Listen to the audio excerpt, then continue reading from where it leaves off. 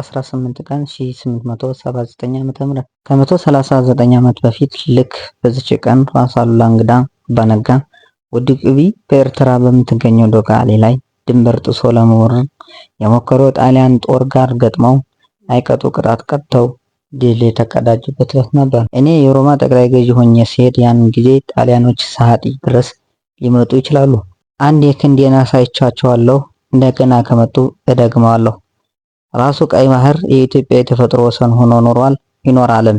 ራስ አሉላ አባነጋ ሰዓቲ ላይ ግብጾች በአሉላ ድባቅ ከተመቱ በኋላ ግብጽ ከመጋረጃ ጀርባ እንግሊዝ ግዛቴ ነው በማለት የያዘቻቸው ወረዳዎች ላይ የኢትዮጵያ የበላይነትና የአሉላም ክንደብርቱነት የአፄ ዮሐንስ ግልጽ ዓላማ ማለትም ጎሳ ከረድ፣ ምጽዋ የተባሉ ወረዳዎችን ወደ ኢትዮጵያ የማስመለስ ዓላማ እያረጋገጠው ሲሄድ በሱዳን በኩል ማህዲስቶች የአሉላን ስልት በመከተል በሀገራቸው ላይ የነበሩ ግብጾች ላይ ክንዳቸውን አነሱ። ይህም የግብፃውያን ወታደሮችን የበላይነት እያገለለው መሄዱ እንግሊዞች ላይ ስጋት በመፍጠሩ ቀድሞ ዘግተውት የነበረውን የዮሐንስ በር መክፈት አስፈላጊ እንደሆነ አምነውበት ከንጉሠ ነገሥቱ ጋር ሐምሌ 17 ቀን 1878 ዓ.ም ውል ፈጸሙ።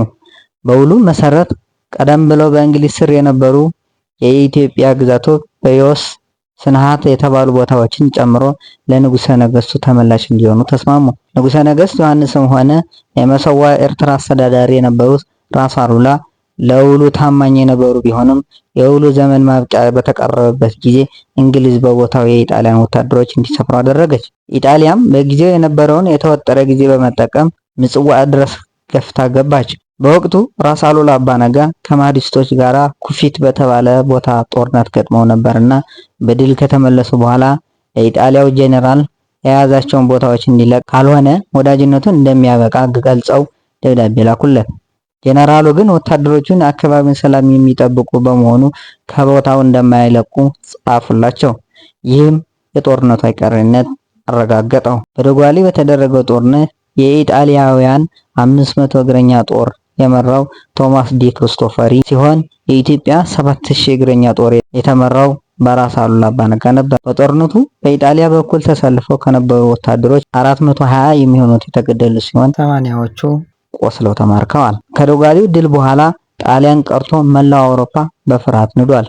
የዶጋሌው ድል የኢትዮጵያ ስም በዓለም እንዲነሳ ያደረገ ሲሆን ለአድዋው ጦር መነሻ የመጀመሪያ ምዕራፍ ሆኗል። ከዶጋሌ ድል በኋላ ጸረ ቀኝ ግዛት እንቅስቃሴዎች ተጀምረዋል። ጀግናው ራስ አሉላ ካሸነፋቸው አውደ ውጊያዎች መካከል አንደኛ ከኦቶማን ግብጽ ጉንደት ላይ 1875 እንደ አውሮፓውያን አቆጣጠር፣ ሁለተኛ ጉራ መጋቢት 1876 እንደ አውሮፓውያን አቆጣጠር፣ ሶስተኛ አይለት 1887 እንደ አውሮፓውያን አቆጣጠር፣ አራተኛ ሰዓቲ 1880 እንደ አውሮፓውያን አቆጣጠር፣ አምስተኛ ከሱዳን ማህዲስ ኩፊት 1885 እንደ አውሮፓውያን አቆጣጠር፣ ስድስተኛ ጋላባት መተማ 1889 እንደ አውሮፓውያን አቆጣጠር፣ ሰባተኛ ከኢጣሊያ ሰዓቲ 1887 እንደ አውሮፓውያን አቆጣጠር፣ ስምንተኛ ዶጋሌ 1887 እንደ አውሮፓውያን አቆጣጠር፣ ዘጠነኛ አምባላጅ 1889 ዓ.ም፣ አስረኛ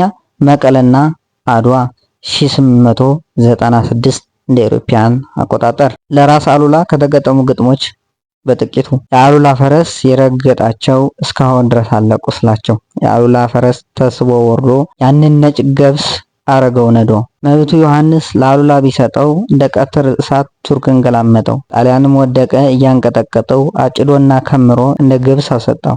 ራስ አሉላ እንግዳ አባነጋ ወዲ ቁቢ ዘመኑ ሙሉ ለኢትዮጵያ ሲዋደቅ የኖረ የምንም ጊዜ ጀግና ነው። ዘላለማዊ ክብር ራስ አሉላ እንግዳ አባነጋ ወዲ ቁቢ።